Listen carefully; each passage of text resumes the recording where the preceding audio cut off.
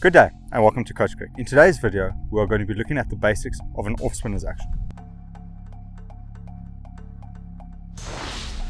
We are going to split this up into 5 different segments to focus on each segment and then move forward. The first segment we are going to look at is the grip, making sure that the fingers are nice and strong on the ball from your index finger to your ring finger.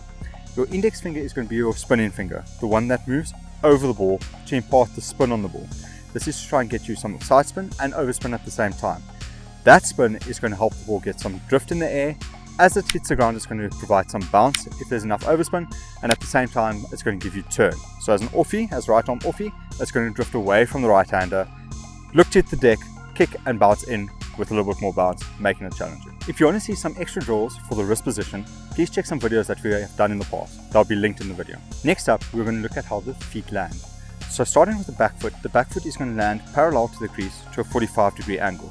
The common way to bowl spin is to be side on in the crease. So that is your foot parallel to the back line. But obviously some guys do have some slight variations.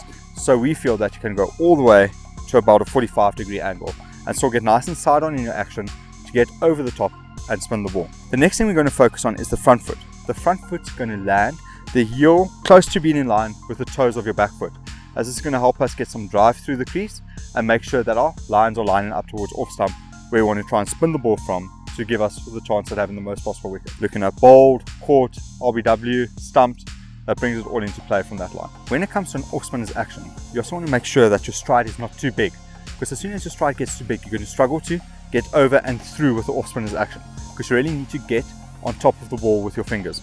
So nice, shortish stride to make sure that you're nice and braced and using the height within the crease to also give you some extra bounce. Next up, what we're going to look at is your hip and your shoulder alignment.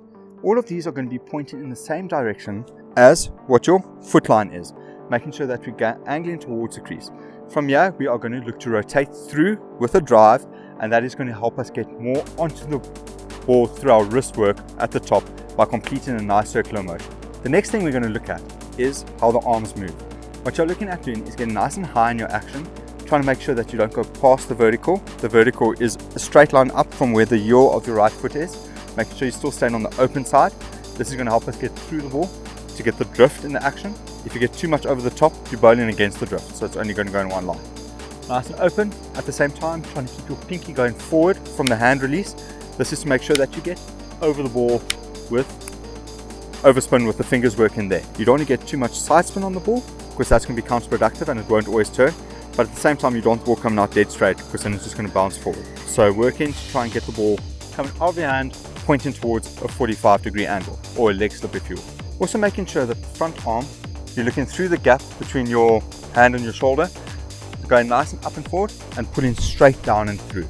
It can be a little bit snappier than on some of the leg spin actions, because you do want to get nice and quick over your action to really get the spin over the ball and to try and get that dip imparting onto the ball at the same time. As your arm comes past, your front arm, making sure it's nice and close to your body so that we're not wasting energy to the sides with the lines. The next thing we're going to look at is the follow through. So at the point of release, making sure that you're driving through with your back hip and ending at a 180-degree angle, which is from where your back foot is in line with your front foot, going all the way through and then landing in front. Making sure that we are driving towards where we're bowling.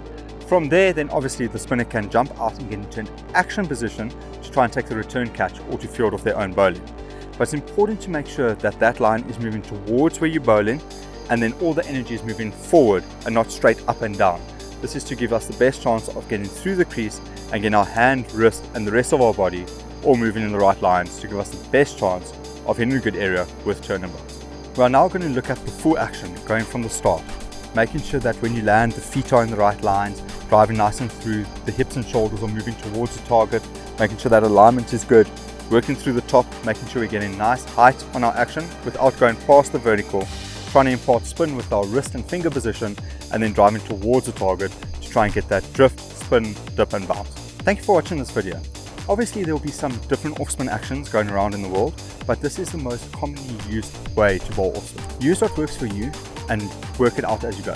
Each person is unique and each action is going to be different in its own way.